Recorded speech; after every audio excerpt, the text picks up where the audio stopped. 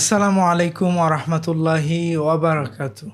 আলহামদুলিল্লাহি রব্বিল আলামিন ওয়ালা আকিবাতুল মুত্তাকিনা ওয়াসসালাতু ওয়াসসালামু আলা সাইয়্যিদিল আম্বিয়াই ওয়াল মুরসালিন। কুরআনিক স্টাডিজের সপ্তম দার্সে আপনাদের সবাইকে সাদর আমন্ত্রণ।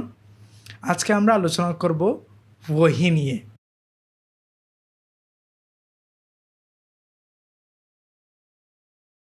ওহী আল্লাহ পাক রব্বুল আলামিনের এক বিশেষ পয়গাম, কাদের উপরে? নবী এবং রসুলগণের জন্য।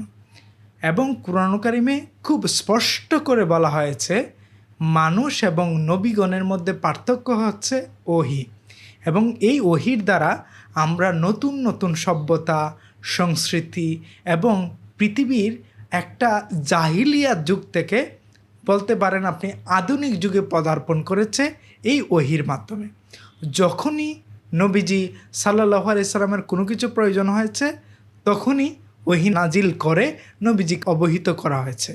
তবে এই ওহীর কিছু ফর্ম আছে, যেমন এই ওহীকে কখনো কখনো ইলহাম বলা হয়, কখনো কখনো কাশফ বলা হয়।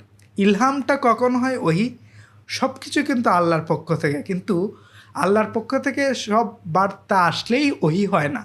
কিছু কিছু বার্তা হয়ে যায় ইলহাম, আর কিছু বার্তা হয়ে যায় কাশফ। আল্লাহ পাক রব্বুল আলামিন তার কিছু প্রিয় বান্দা, আপনি বলতে পারেন মুমিন বান্দাও হতে পারে, মুমিন বান্দাদেরকে সতর্ক করবার প্রয়োজন হলে কিংবা কোনো কিছু জানানোর প্রয়োজন হলে আল্লাহ পাক ইলহামের মাধ্যমে জানান, এবং আল্লাহ পাক কিছু কিছু মুমিন বান্দাদেরকে সেগুলো আবার কাশফের মাধ্যমে জানান। এই জন্য আমরা তাহলে ওহীর তিনটি পরিভাষা পাই। একটি হচ্ছে আল ওয়াহি, আরেকটা হচ্ছে আল ইলহাম, আরেকটা হচ্ছে আল কাশফ। এখন এই ওহীকে আমরা নবীদের উপরে নাজিল হওয়ার ভিত্তিতে তিনটা ভাগে ভাগ করেছি।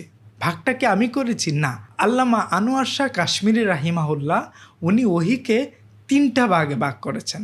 একটা হচ্ছে আল ওয়াহিউল কালবি, আরেকটা হচ্ছে আল ওয়াহিউল ইলাহি, আরেকটা হচ্ছে আল ওয়াহিউল মালাকি। তাহলে কি পেলাম আমরা? আল ওয়াহিউল কালবি, ওয়াহিউল মালাকি, ওয়াহিউল ইলাহি। আল্লাহ পাক রব্বুল আলামিন নবী এবং রসুলদের অন্তরের মধ্যে ঢেলে দেন যে ওহীকে, সেটিকে বলা হয় ওয়াহিউল কালবি। এবং ওয়াহিউল মালাকি কাকে বলা হয়? যেই ওহী ফেরেশতাদের মাধ্যমে নাজিল হয়, যেমন জিব্রাইল আমিনের মাধ্যমে কিংবা ইসরাফিল আলাইহিস সালামের মাধ্যমে যে ওহীগুলো নাজিল হয়েছে সেগুলোকে বলা হয় ওয়াহিউল মালাকি। আর ওয়াহিউল ইলাহি কোনটা?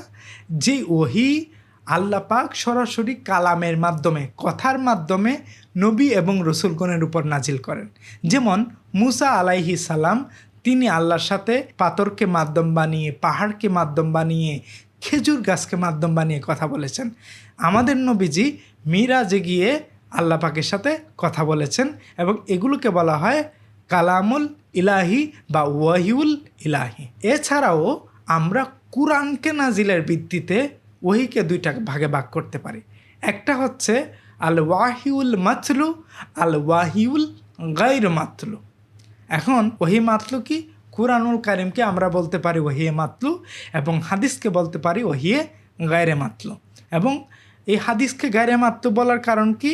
কারণ নবীজির ভাষা হলেও এগুলো আল্লাহর নির্দেশ অনুযায়ী হয়ে থাকে। সবশেষে আমরা বলতে পারি এই ওহীর দ্বারা আমরা পুরো পৃথিবীর মানুষের জীবন, আচার আচরণ এবং ব্যবস্থাপনা পুরোপুরিভাবে পরিবর্তিত হয়েছে, যেটি আমরা কুরআন এবং হাদিসে দেখতে পাই। ভালো থাকবেন সবাই।